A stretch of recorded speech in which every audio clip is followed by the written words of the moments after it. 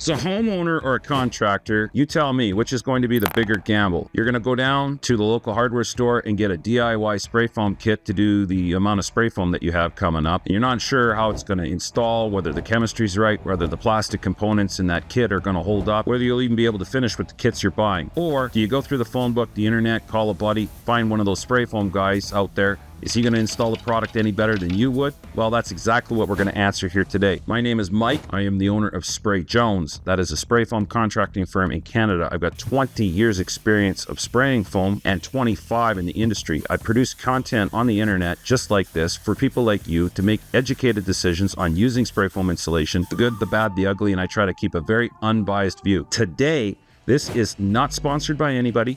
Nobody's paying me to say this. I'm working directly for you to educate you on what exactly is the pitfalls and the wins that are possible with these systems. So let's get into the DIY kits first. And before you're like, oh, he's going to just beat the crap out of the DIY kits, I already know what's going to go on here. It's going to be negative, negative, negative. No, I'm going to get into this right now and give you 3 really positive things about these kits. The first thing is that they are excellent for small areas, well under 200 square feet, I would say. Under 100 square feet or less is the best. And the hard to get at accessibility areas. So for example, up in an attic, ductwork, down in a crawl space, any limited physical access area that you have where you need to get spray foam insulation and probably getting a professional guy in with a gun and a truck and, rolling out 250 feet of hose, snaking it through, conditioned space that's finished with carpets and hardwoods and tiles. And these are the kind of things where the DIY kit is excellent. You go get them, you bring them into the attic, into the crawl space, into the tight area, find the area, the gun is right there, they're warm,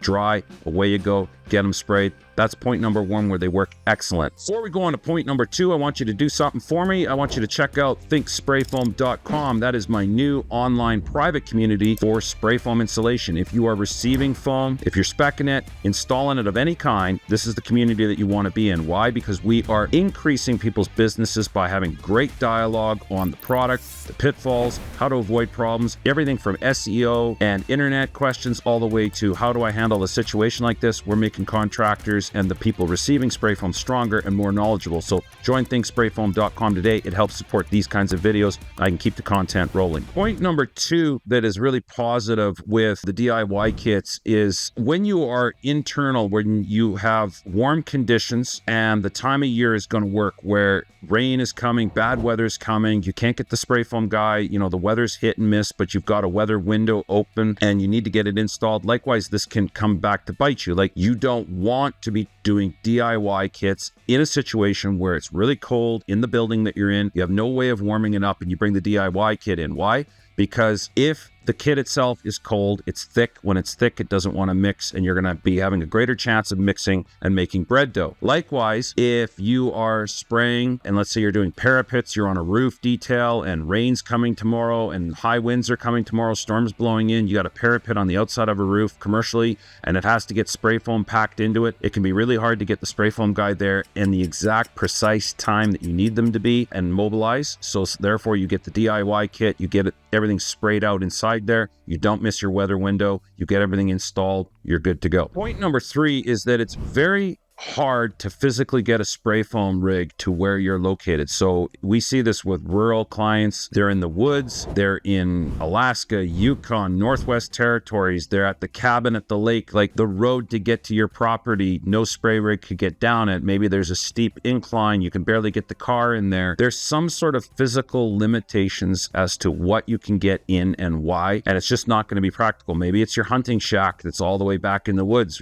where you've got to take the 4x4 and the 4-wheel drive to get in there. This is a situation where, all right, DIY kits are going to be perfect. I've seen this with DIYers on the hilltop, the back 40 kind of thing. They bought a patch of land, they had to cut a road in. Now they're building their dream off-grid little structure and they want to get it, insulated well. Then DIY foam is going to be perfect because there's just no physical way you're getting a rig in there, except for flying it in. So don't get me wrong. We have used at Spray Jones DIY kits. They're effective for ductwork up in tight areas where we cannot get our hose. Like I said at the beginning, they are also effective on touch-ups. If spray foam has had to be cut out of a professional job or somebody had to make alterations, sometimes it can be incredibly restrictive to bring a spray rig back to a job for, 10 square feet, 5 square feet. But yet You can't do it with can foam, so you're going to want to get some sort of a DIY accessible, carry it by hand kit into that situation and get it sprayed out. These are perfect situations. Now, with what can go right, I want to get into a little bit of what can go wrong, because you're not going to read this on the box. In Canada, you should know that DIY kits, you are not going to set up and spray large portions of your home. We have CCMC certification and ULC certifications on closed cell spray foam, and they do not allow you as a homeowner to go buy DIY kits and start doing your veranda and your porch and huge addition section on the back of your house because your spray foam guy, left you in the lurch. One time saw a guy at Rona, he was loading up huge pallets of this stuff, and then, when asked, what are you doing? He's like, oh, I'm going to go spray my basement. In Canada, that's illegal. You need to get a professional contractor with CAN ULC S705.1 material and 0.2 installation. That isn't the case in the US yet, and we can get into exactly why. So in Canada, you got to be careful. There's a very limited amount of use for the DIY kits, but to the average person, North America wide, what is the number one thing that's going to go wrong with this? Well, it's mix, it's ratio. You've got A, you've got B, and there's about 100 pounds of pressure in these tanks. It's just a plastic line that's going in there to feed it to a plastic gun, so the pressure is not extremely high. Pressure and temperature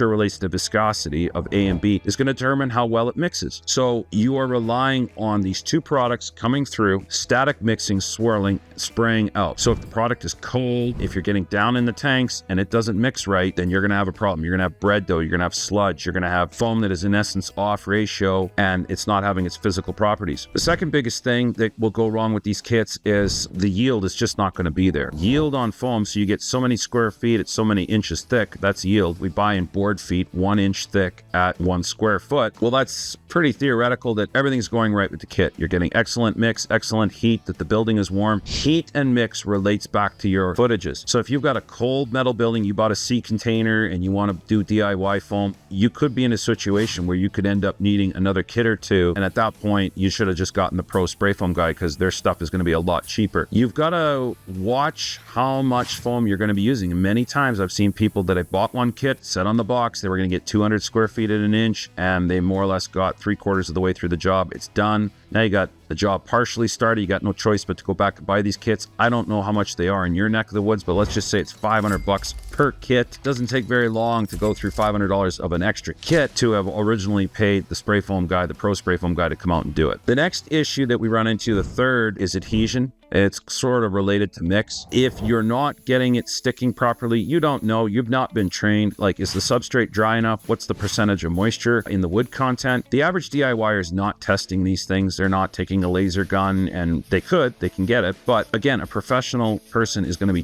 should be checking substrates, condition of substrates. You sweep things out, you blow things off, are things dry enough? How is it going to stick? Sticking is everything. You don't want spray foam, closed or even open cell foam, to just be loose and be able to be ripped out effortlessly by hand. That's what you're paying for, is that adhesion and that custom mate to the substrate. So tight, intimate contact is critical, and you're just not going to know it. I saw a situation where a well-known influencer on construction sprayed a whole bunch of areas in DIY and then did a blower door test, and the suction pulled the DIY spray foam out of the joists.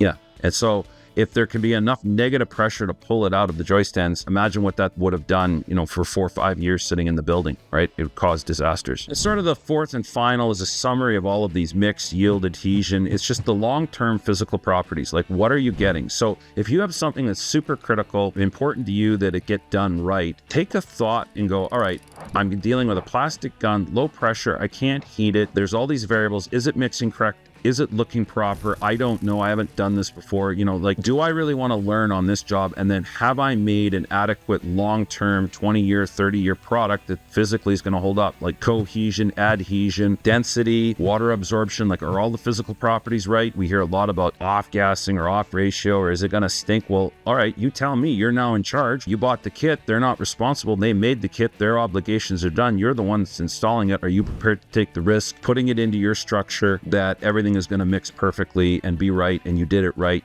and you're going to be the one that's responsible at the end of the day for you. Now, hiring a pro to do your spray foam really comes down to dependability, reliability, and dealing with adverse weather temperature. And you've got some decent footage. Like, I would think that if you've got enough footage that you think 3 kits of DIY spray foam is going to be needed, you're probably going to get a better rate from the spray foam guy, probably. There are minimum charges out there that people will do to mobilize and get and spray, but I would think that as soon as you're approaching the 150 to 200 square feet mark, you're better off getting a pro spray foam guy in there. Plus, if you have any questions on super critical, if this is a nanny suite, an addition, your kids' bedrooms, the front veranda, the back area, like whatever you're putting on, think about what happens if it goes wrong with DIY foam. Like the back of a tub or a shower or back of a hot tub or something, DIY foam, no big deal. But when you've got a super critical project at home and you want to get it done right, I think that warrants more footage. Get the pro in and then get it sprayed with somebody that knows what they're doing.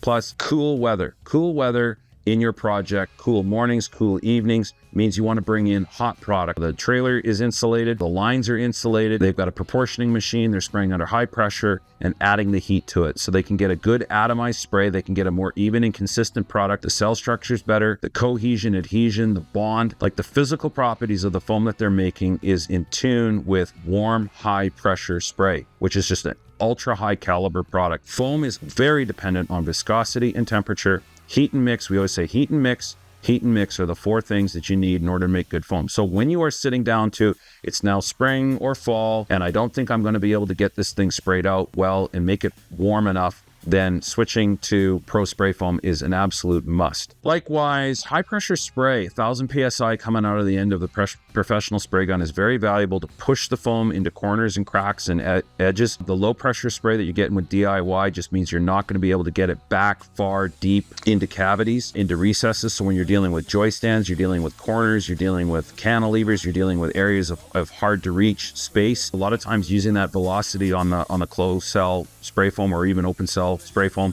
will push and force that product down and into the spaces that you need. The last is when you've vetted and gotten the proper spray foam person, somebody that cares, they take this seriously as a trade, they're knowledgeable, they answer your calls, they answer your questions. There's tons of them, like on thinksprayfoam.com. A lot of the people that are in there, all of the people that are in there really care about their craft and their trade. When you interact with somebody that really cares about the project, your project, and what you're going to do, it takes a huge weight off your mind as, am I getting the right material, the right way? Is it being installed? Will I be happy with the end result? Did I get enough? Like, if you're going to go for foam, a lot of times you want to get your money's worth and get the right person in from day one. So that's why I think pro spray foam is really important. Footages and cold weather. So there you go. I do believe that DIY spray foam has its place. If you're in Canada, you'll have to be very careful how you use it. The Americans get a lot more liberality with their rules and regulations statewide on using that product. And there is absolute validity to using it in certain situations, like I said earlier in the video. But I also believe that our industry, our profession, and our trade, the pro spray foam installation, very much is never going anywhere and needs to be considered as soon as you're getting above 100 square feet. I try to treat people very fair when it comes to using foam,